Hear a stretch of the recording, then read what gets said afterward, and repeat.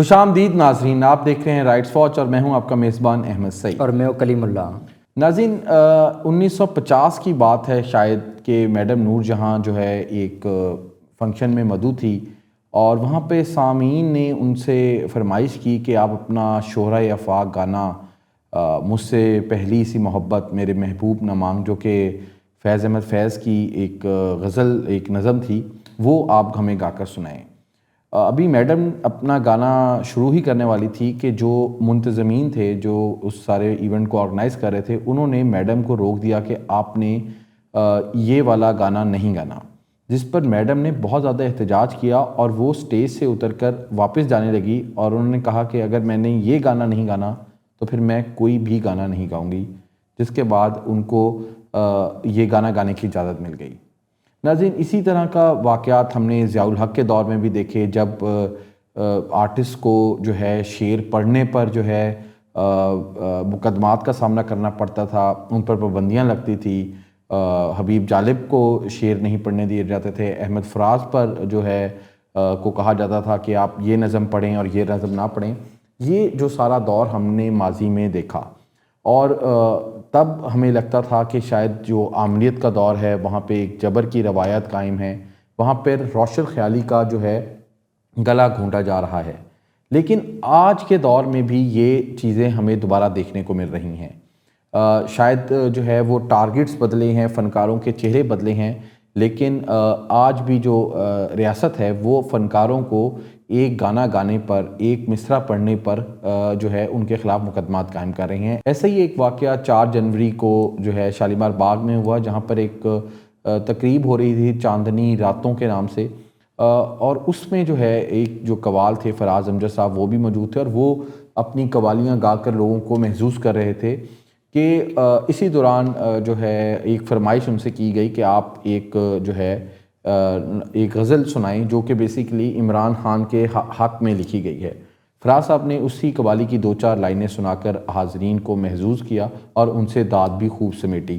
لیکن اگلے دن جب یہ واقعہ سوشل میڈیا پر وائرل ہوا تو فراز امجد صاحب کے خلاف جو ہے شالیمار باغ کی انتظامیہ نے ایک مقدمہ درج کرا دیا اور کہا کہ انہوں نے ایک گانا گا کر لوگوں میں بے چینی اور خوف و ہراس جو ہے وہ پھیلایا ہے۔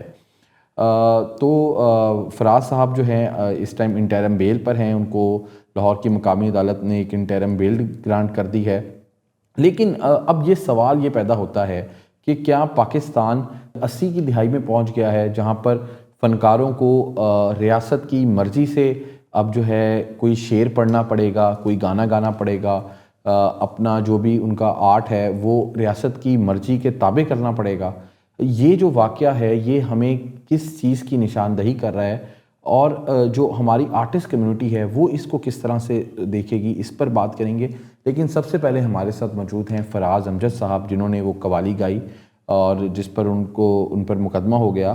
ان سے پوچھتے ہیں کہ یہ سارا واقعہ کس طرح ہوا، ان کے جو ہے اس حوالے سے کیا احساسات ہیں، وہ کیا کہنا چاہتے ہیں، تو ان سے بات کرتے ہیں۔ بہت شکریہ فراز امجد صاحب، آپ نے رائٹس واچ میں ہمیں جوائن کیا۔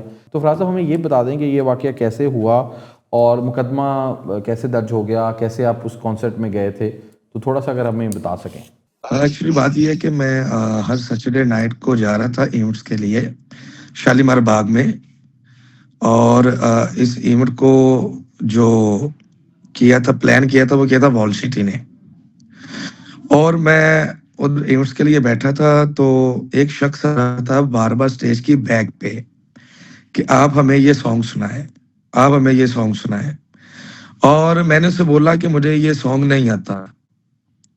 اس نے پھر مجھے ایک تھریٹ کیا کہ آپ یہ سانگ ضرور سنائیں ہمیں۔ خیر سامنے آڈینس بیٹھی ہوئی تھی، آڈینس کو مد نظر رکھتے ہوئے مجھے آتا تھا جتنا کہ بھی وہ میں نے سنا دیا اور بات ختم ہو گئی۔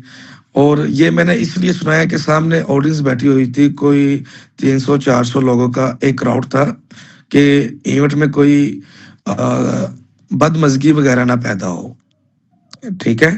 اور اس کے علاوہ اگر دیکھا جائے تو ہم سپورٹر نون لیگ کے ہی ہیں، خاص کر کے میں اور میری فیملی، ہمارے ریلیٹیو جو سپورٹر ہیں وہ نون لیگ کے ہی ہیں۔ فراز صاحب، آپ کیا سمجھتے ہیں کہ ایف آئی آر کا درج ہونا باقی فنکاروں کے لیے کیا پیغام دینا چاہتی ہے جو حکومت ہے؟ فنکاروں کے لیے کچھ نہیں ہے، میرا پیغام صرف اتنی بات ہے کہ دیکھیں ہم لوگ جسٹ فنکار ہیں، ٹھیک ہے، اور ہمیں ہر رنگ کے لوگ بلاتے ہیں اپنے ایونٹ میں اور ہم جاتے ہیں، ٹھیک ہے، اور میری یہی گزارش ہوگی، دیکھیں کہ جو ہمارا ایک قانون ہے، ہم نے بیسک اس کو ہم نے دیکھنا کہ ہمارا قانون کیا بول رہا ہے، ہمارا قانون کس حوالے سے ہے، ٹھیک ہے۔ تو میں یہی کہوں گا کہ جیسے میں نے گا دیا، اگر کوئی آرٹسٹ ہے، کوئی سنگر ہے، کوئی قوال ہے، وہ نیکسٹ ایسا سانگ نہ ہے۔ اچھا، آپ یہ کیوں کہہ رہے ہیں کہ آپ کو آئندہ یہ گانا نہیں گانا چاہیے یا آپ آئندہ یہ گانا نہیں گائیں گے؟ نہیں، میں بیسک ایک یہ دیکھیں کہ اگر مجھے معلوم ہوتا کہ یہ ایک قانون ہے تو میں شاید یہ گانا نہ گاتا، ٹھیک ہے۔ اگر اس کی وجہ سے اتنی کیا کہتے ہیں کہ پریشانی اٹھانی پڑنی ہے، اگر مجھے اس کا علم ہوتا تو یہ میں نہ سناتا۔ ایک سمپل سی بات کر رہا ہوں۔ فراز صاحب، کیا آپ واقعی سمجھتے کہ اس گانے کے جو بول تھے وہ غیر قانونی تھے؟ ایکچولی بات یہ ہے، دیکھیں مجھے اس بات کا آئیڈیا نہیں تھا کہ اس گانے کے اوپر مقدمہ ہوا ہے، میرے سے پہلے بھی مجھے اس بات کا آئیڈیا نہیں تھا، جس کی وجہ سے میں نے گا دیا، اور وہ بھی ایک بندے کے کہنے کے اوپر گایا، میں نے اپنے پاس سے یہ گانا نہیں گایا۔ اچھا فراز صاحب، ایف آئی آر درج ہونے کے بعد، اس واقعے کے بعد، کیا پنجاب حکومت کی طرف سے آپ سے کوئی رابطہ کیا گیا ہے؟ میرے ساتھ نہیں، کسی نے بھی رابطہ نہیں کیا میرے ساتھ، جبکہ ہمارے ملک کو جو ہماری سرکار ہے، انہیں چاہیے تھا کہ میرے ساتھ رابطہ کرتے، کوئی بھی میرے ساتھ بات شیئر کرتے، بٹ کسی نے رابطہ نہیں کیا۔ تو جو آرٹسٹ جو ہوتا ہے، آرٹسٹ اس کوئی ایک نہیں ہوتا فرقے کا، یا کوئی ایک جماعت کا نہیں ہوتا، آرٹسٹ سب کا ہوتا ہے۔ تو فراز صاحب، کیا اس ایف آئی آر کے بعد، اس مقدمے کے بعد آپ کے کام کے اوپر کوئی اثر پڑا ہے؟ کیا آپ جو ہے دوبارہ سے کنسرٹس کریں گے، اس طرح کے کنسرٹس کریں گے آپ دوبارہ سے؟ جی، اپنا کانسرٹ وغیرہ میرے ہو رہے ہیں، وہ تو الحمدللہ ریگولر ہیں، وہ میرے کانسرٹس وغیرہ ہو رہے ہیں، اور انشاءاللہ نیکسٹ بھی کریں گے ضرور۔ اور رہی کام کے معاملے کی بات، اور آپ کو معلوم ہے کہ آڈینس میں سے کچھ لوگ ہوتے ہیں جن کو یہ بات اچھی لگی ہے، اور کئی آڈینس ہے جن کو یہ بات بری لگی ہے، بٹ الحمدللہ جو کام کے اوپر اثر ہوتا ہے وہ نہیں پڑا۔ اچھا، کیونکہ تحریک انصاف کی ایک بہت بڑی فین فالوئنگ ہے، تو کیا ایسا ہوا ہے کہ اس واقعے کے بعد، ایف آئی آر درج ہونے کے بعد، آپ کو زیادہ تعداد میں کانسرٹس ملنا شروع ہو گئے ہوں، یا تحریک انصاف سے جو وابستہ لوگ ہیں وہ آپ کو زیادہ مدعو کر رہے ہوں اپنی تقریبات میں؟ نہیں، ابھی مجھے نہیں جی، مجھے کسی بھی پارٹی کا فون نہیں آیا مجھے کہ ہوتا ہے کہ آپ ہمارے لیے گئے، یہ کریں وہ کریں، ایسا کوئی نہیں۔ اچھا فراز صاحب، ہم نے دیکھا کہ جو گلوکار کمیونٹی ہے یا گلوکار برادری ہے، ان کی طرف سے اس کے اوپر، اس واقعے کے اوپر کوئی خاص سپورٹ یا اس طرح کی یکجہتی کہ آپ کے ساتھ نہیں کی گئی، اس کو آپ کیسے دیکھتے ہیں؟ دیکھیں، جبکہ یہ جو ہمارے آرٹسٹ بھائی ہیں، سنگر بھائی ہیں، اقوال بھائی ہیں، دیکھیں آج یہ میرے ساتھ ہوا ہے، کل یہ معاملہ کسی اور کے ساتھ بھی ہو سکتا ہے۔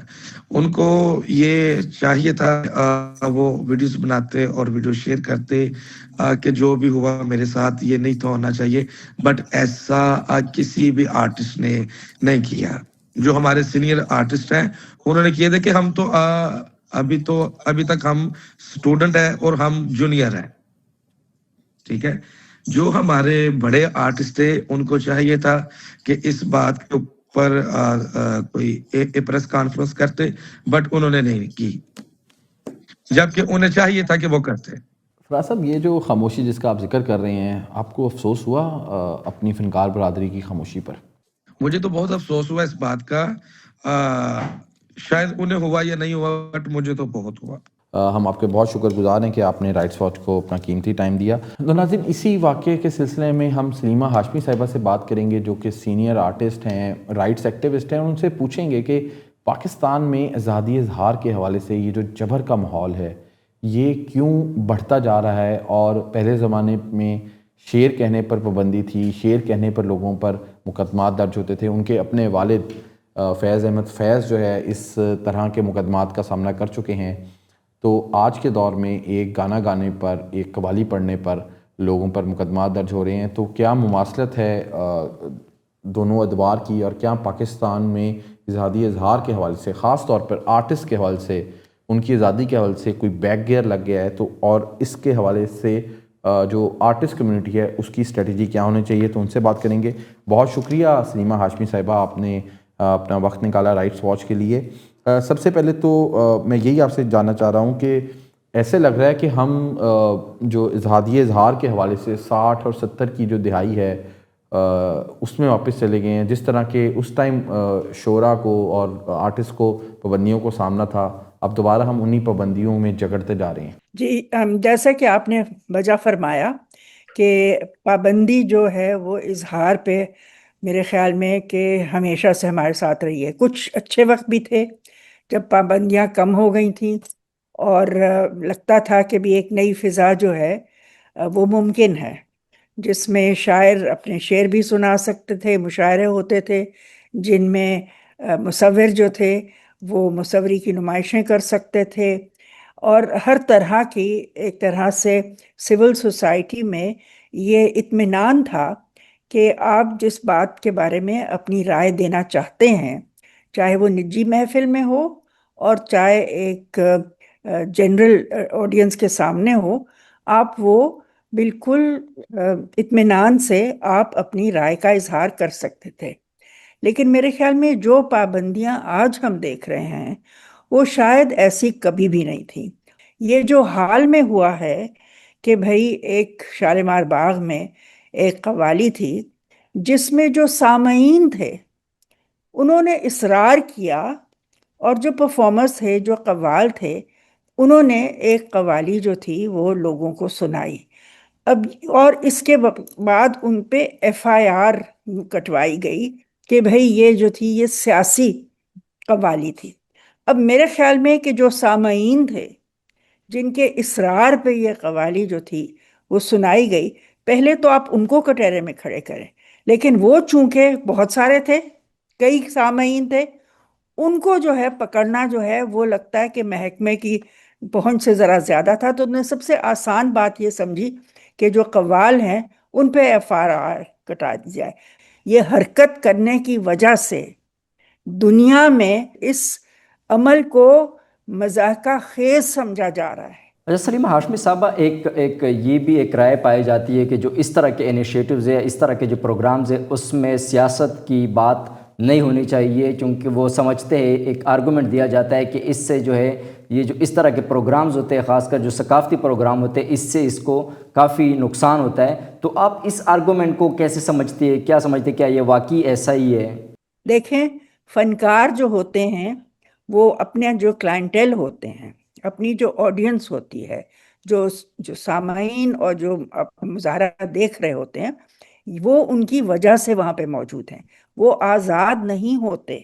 سب سے پہلی بات تو یہ ہے، یہ سمجھنے کی چیز ہے کہ بھائی وہ لوگوں کو خوش کرنے کے لیے وہاں پہ لائے گئے ہیں، وہ اپنی مرضی منوانے نہیں آئے، اور نہ ہی مرضی کی ہے.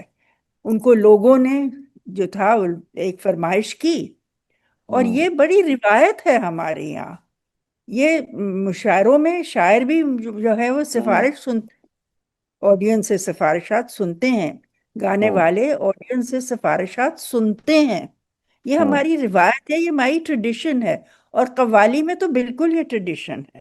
محکمے والے جو ضرورت سے زیادہ جو تھے میرے خیال میں وہ پریشان ہو گئے. ان کا کام یہ تھا کہ وہ سامعین کو کہتے کہ جی یہ مناسب چیز نہیں ہے، آپ اس کی فرمائش نہ کریں، کسی اور چیز کی فرمائش کر دیں.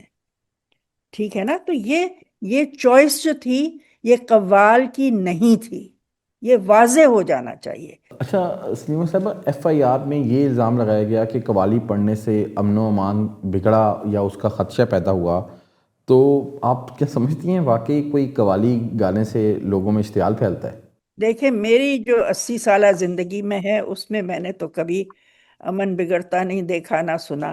میں نے حبیب جالب کو بھی سنا ہے بڑے بڑے مشاعروں میں، جہاں لاکھوں کا مجمع تھا، لاکھوں کا مجمع تھا، اور جب انہوں نے سنا، کہا کہ میں نہیں مانتا، میں نہیں جانتا۔ ایوب خان کی حکومت تھی، لیکن ماحول تو نہیں بگڑا، لوگ تو بہت محسوس ہوئے، تالیوں سے جو تھی جگہ گونج اٹھی۔ میرے خیال میں ماحول بگڑنا جو ہے نا، یہ محکمے کے دماغ میں ہوتا ہے، ان کا دماغ بگڑتا ہے، ماحول نہیں بگڑتا۔ لوگ تو محظوظ ہو رہے تھے۔ مجھے بتائیے، کیا اس وقت کوئی ایسی شکایت آئی ہے کہ جو لوگ بیٹھے سن رہے تھے وہ محظوظ نہ ہوئے؟ جن کو تکلیف ہوئی، یہ ان کا دماغی خلل ہے۔ سلیمہ ہاشمی صاحبہ، آپ خود بھی ایک وزیر رہ چکی ہے اور آرٹ کے شعبے سے ایک آرٹسٹ بھی ہے، اور آرٹ کے شعبے سے آپ کا ایک بہت گہرا تعلق بھی ہے، تو آپ ان حالات میں جب یہ مقدمے آرٹسٹوں کے اوپر بن رہے ہیں، آپ اس کو میں حکومت کو کیا مشورہ دیں گے؟ اور ساتھ ساتھ یہ بھی اگر آپ بتائیں کہ جو آرٹسٹ کمیونٹی ہے، جو گلوکار کمیونٹی ہے، وہ اس کو آپ کیا پیغام دینا چاہیں گے؟ پہلی بات تو میرے خیال میں ہر فنکار کو، ہر لکھنے والے کو، ہر صحافی کو طے کر لینا چاہیے کہ جو بھی ہماری اظہار کرنے کا طریقہ ہے، اس پہ پابندی جو ہے وہ ہمیں بالکل ایکسیپٹ نہیں کرنی چاہیے۔ ہماری جو ایک بنیادی حق ہے کہ آپ اگر پرفارم کر رہے ہیں اور آپ کو کہا گیا ہے کہ بھئی فلاں چیز سنا دیں، تو اس وقت آپ پولیس کے کارکن نہیں ہیں۔ یہ 1950s کا واقعہ ہے، اس وقت فیض احمد فیض جیل میں تھے، تو ان سے پوچھا گیا آپ کیا سنا رہی ہیں، تو انہوں نے کہا مجھ سے پہلی سی محبت سناؤں گی، تو ان کو منع کیا گیا اور کہا کہ آپ یہ نہیں سنائیں گی۔ تو انہوں نے کہا کہ اچھا پھر ٹھیک ہے، میں پھر کچھ بھی نہیں گاؤں گی، اور وہ اسٹیج سے اترنے لگیں۔ منتظمین میں اتنی عقل تھی، اتنی دانائی تھی کہ وہ سمجھ گئے کہ اس طرح کی چیز کرنے سے ایک تو یہ ہے کہ ماحول وہ خراب کر رہے ہیں۔ میڈم نور جہاں ماحول خراب نہیں کر رہی تھی، منتظمین خراب کر رہے تھے، اور ان کی آڈینس بہت زیادہ ناراض ہوتی اگر ان کو نہ گانے دیا جاتا۔ تو اس میں سمجھنا یہ ہے کہ ماحول کون خراب کرتا ہے، نہ فنکار خراب کرتا ہے، نہ اس کے سننے سمجھنے والے خراب کرتے ہیں۔ سلیمہ صاحب، ہم نے ماضی میں دیکھا تھا کہ اس طرح کا جب بھی کوئی جبر کی بات ہوتی تھی فنکاروں کے خلاف، تو ایک فنکار اکٹھے ہو کے اس کے خلاف مزاحمت کرتے تھے اور کوئی نہ کوئی رستہ نکالتے تھے، لیکن اس مخصوص واقعے کے بعد ہم نے دیکھا کہ فنکاروں کی طرف سے اجتماعی طور پر کوئی رد عمل نہیں آیا، وہ اپنے ساتھی فنکار کے ساتھ اس طرح سے کھڑے نہیں ہوئے جس کی توقع کی جا رہی تھی۔ تو اس چیز کو آپ کس طرح سے دیکھتی ہیں؟ میں آپ کو سچ بتاؤں، اس وقت لوگ سہمے ہوئے ہیں، فنکار سہمے ہوئے ہیں، صحافی سہمے ہوئے ہیں، جو کوئی کریٹو تخلیقی عمل میں مشغول ہے وہ سب سہمے ہوئے ہیں۔ ان سب کو پتہ ہے کہ ان کی زبان پہ مہر لگی ہوئی ہے، سب کی زبان پہ مہر لگی ہوئی ہے، لہٰذا وہ نہیں بولتے، اور ہر کوئی جو ہے اس کو وہ فکر مند ہے، کیونکہ اس وقت ان کو ہمیں پتہ ہے نہ کوئی اصول چل رہا ہے، نہ کوئی قانون صحیح لگا ہوا، اور ہماری جو جوڈیشری بھی جو ہے وہ بھی سہمی ہوئی ہے۔ تو کس کی طرف ہم نظر اٹھا کے دیکھیں؟ بہت شکریہ سلیمہ ہاشمی صاحبہ رائٹس واچ کو ٹائم دینے کے لیے۔ جی ناظرین، ہم آج بات کریں گے ان پاکستانی طلباء کی جو افغانستان میں اس وقت پھنسے ہوئے ہیں، جہاں پہ 12 اکتوبر 2025 کو جب سے یہ پاکستان اور افغانستان کے درمیان جو تصادم ہوئے تھے، اس کے بعد سے بہت سارے پاکستانی طلباء جو کہ افغانستان میں مختلف میڈیکل یونیورسٹیز میں پڑھتے تھے، تو وہ بھی وہاں پہ پھنسے ہوئے ہیں۔ تو ہم آج انہی میں سے ایک طالب علم سے بات کریں گے، اور وہ اس کا حال پوچھیں گے کہ وہ وہاں پہ کس حال میں اور ان کو کس طرح کے مسائل درپیش ہیں۔ بہت شکریہ آپ ہمارے پروگرام میں آنے کا۔ آپ اگر ہمیں یہ بتائیں کہ آپ افغانستان میں یہاں پہ کیا پڑھ رہے، اور یہ سرحد بند ہونے کے بعد اب تک آپ کن مشکلات کا سامنا کر رہے ہیں، اور خاص طور پر رہائش، مالی وسائل اور نقل و حرکت کی کیا صورتحال ہے وہاں پہ؟ میں سوات سے تعلق رکھتا ہوں، اور میں اسپنگر میڈیکل یونیورسٹی جلال آباد میں فائنل ایئر کا اسٹوڈنٹ ہوں. میں نے افغانستان کو اس لیے انتخاب کیا کیونکہ ایک تو یہ پشتوں میں ہم لوگ پٹھان ہیں تو ہمارے لیے پشتوں میں لرننگ تھوڑی ایزی ہوتی ہے. دوسرا یہ فائنینشلی سستا ہے. صاف اگر میں بولوں پاکستان کے ادارے کافی اچھے ہیں, اس میں کوئی شک نہیں ہے, لیکن وہ فائنینشلی بہت زیادہ مہنگے پڑتے ہیں. آئی تھنک اینولی ان کی فی آج کل 2 ملین سے اباؤ ہے. اس لیے ہم نے افغانستان کا انتخاب کیا. سرحد بند ہونے سے ہمیں کافی مشکلات پیش آئے ہیں. کافی اسٹوڈنٹ جو ہے نا خیبر پختونخوا سے تعلق رکھنے والے, ہمارا ایزی ایکسیس تھا آنا جانا ہاسٹل پہ. ہم ویکینڈز پہ بھی جا سکتے تھے, ہم جو ہے نا مطلب سیمسٹر اینڈ پہ بھی جا سکتے. ابھی جیسے کہ ہمارے سیمسٹر اینڈ ہونے والے, بارڈر بند ہے, تو ہمیں کافی مشکلات پیش آئے ہیں. جیسے کہ میں اپنا ایک قصہ آپ کو سناؤں. میرے ایک دوست کی سرجری تھی, اس کے لیے میں اس کے ساتھ پاکستان گیا. واپس جب میں آ رہا تھا تو بارڈر بند تھا, تو اس کی وجہ سے مجھ سے کلاسز رہ گئے تقریباً 2 مہینے 1 مہینے. پھر ہم نے بائی ایئر ٹکٹ لی, اس کے ذریعے ہم آئے. آپ کا ویزے کی باقی میعاد کتنی رہ گئی ہے, اور آپ کو کیا کوئی مالی مشکلات کا سامنا تو نہیں؟ آپ کے پاس جو وسائل ہیں مالی لحاظ سے وہ کیا کافی ہیں؟ میں آپ کو بولوں ویزے کی صورتحال تو اس کرائسس میں سب سے بڑا مشکل جو آ رہا ہے اسٹوڈنٹس کو, وہ حالانکہ افغانستان کے یا پاکستان کے, وہ ویزے سے ریلیٹڈ ہی آ رہے ہیں.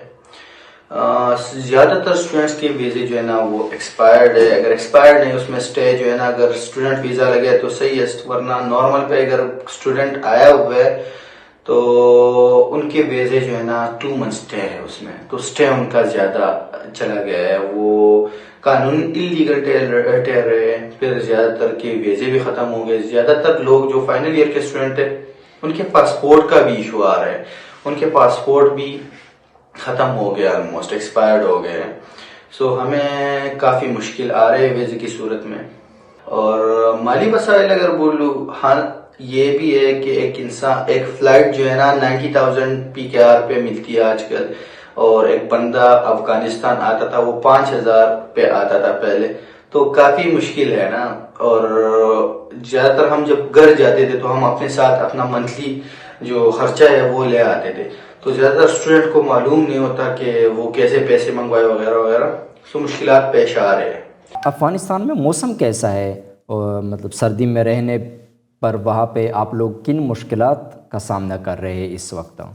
افغانستان میں موسم ہمارے جو نارتھرن ایریاز ہے ویسا ہی ہوتا ہے. کابل کافی ٹھنڈا ہوتا ہے. ابھی ونٹر ویکیشنز چل رہے ہیں, اسے آپ اندازہ لگا رہے ہو کہ کافی ٹھنڈ ہے, اور سہولیات میسر نہیں ہیں, نہ ہیٹرز اویلیبل ہے نہ کچھ, اور اسٹوڈنٹس اتنا افورڈ نہیں کر سکتے اپنے لیے. تو ہاں سردی کی وجہ سے مشکلات ہمیں درپیش آ رہے ہیں. اچھا, مجھے آپ سے یہ جاننا ہے کہ سرحد کی بندش کے بعد اور سرحدی جھڑپوں کے بعد جب پاکستان اور افغانستان کے جو آپس کے تعلقات ہیں وہ بہت زیادہ تناؤ کا شکار ہیں, تو وہاں کے مقامی افراد اور جو افغان طالبان ہیں ان کا آپ لوگوں کے ساتھ رویہ کیسا ہے؟ افغانستان میں مقامی لوگ اور طالبان کا برتاؤ ہمارے ساتھ بالکل صحیح ہے. نہ وہ ہمیں کچھ غلط کہہ رہے نہ کچھ اور. وہ ہمارا کافی خیال رکھتے ہیں, ہمیں مہمانوں کی طرح ٹریٹ کرتے ہیں. جیسے پشتو روایت میں ہے مہمان کا بہت خیال رکھتے تھے, ویسا ہی ہمیں ٹریٹ کرتے ہیں. نہ طالبان کی طرف سے ہمیں کوئی ایشوز آ رہے ہیں نہ عام عوام کی طرف سے. آپ اگر ہمیں یہ بتائیں کہ آپ لوگوں کی کیا ڈیمانڈ ہے کہ آپ لوگوں کو کیا بائی ایئر یہاں پہ لایا جائے؟ اگر آپ لوگ خود بائی ایئر آتے تو جہاز کے ٹکٹ کتنے کا ہے, اور اگر آپ اس میں کمپیریزن تھوڑا ہمیں بتا دیں کہ اور بارڈر کے اوپر آنے میں کتنے روپے یا کتنے پیسے خرچ ہوتے ہیں؟ ادھر زمینی خرچہ جو تھا وہ کافی کم تھا, وہ تو 2 سائیڈڈ آلموسٹ 10,000 کے اندر تھا. اور جہاز کا میں اگر بولوں, جہاز کا میں آیا ہوں نومبر 14 کو, تو میرے تقریباً 70,000 PKR لگے. اور آج کل جو ہے نا آلموسٹ $300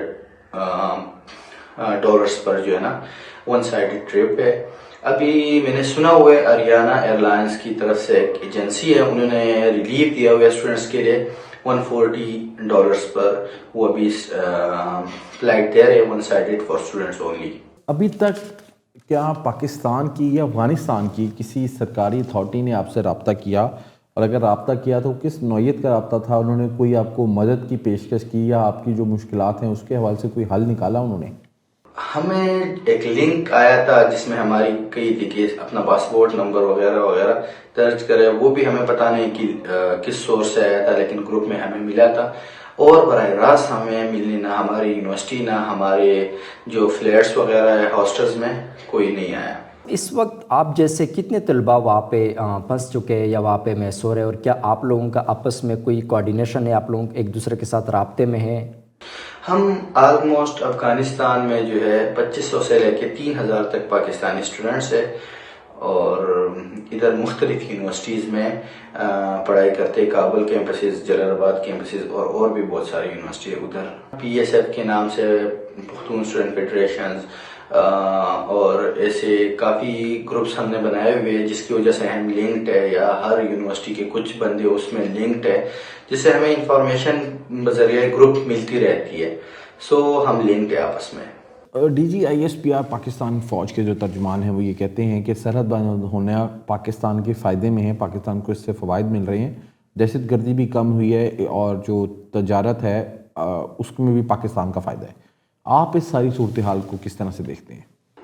میں اس کا صحیح آنسر تو نہیں دے سکتا، وہ تو ان کا ہی پرسپیکٹیو ہوگا، انہیں پتہ ہوگا. لیکن میں بولوں ایز اے اسٹوڈنٹ مجھے کافی مشکلات پیش آ رہے، اور یہ جب بھی مذاکرات پہ بیٹھے یہ مسئلہ لازمی حل کرے اسٹوڈنٹس کے لیے. بہت شکریہ، آپ نے ہمیں رائٹس واچ میں ٹائم دیا، آل اوور فرام جلال آباد. بہت شکریہ. ناظرین، یہ تھا ہمارا اس ہفتے کا رائٹس واچ. امید ہے آپ لوگوں کو پسند آیا ہوگا. آپ ہمیں فالو کر سکتے ہیں ہمارے سوشل سائٹس کے اوپر. دیکھتے رہیے voicepk.net. آپ کی خبر، آپ کی آواز، voicepk.net.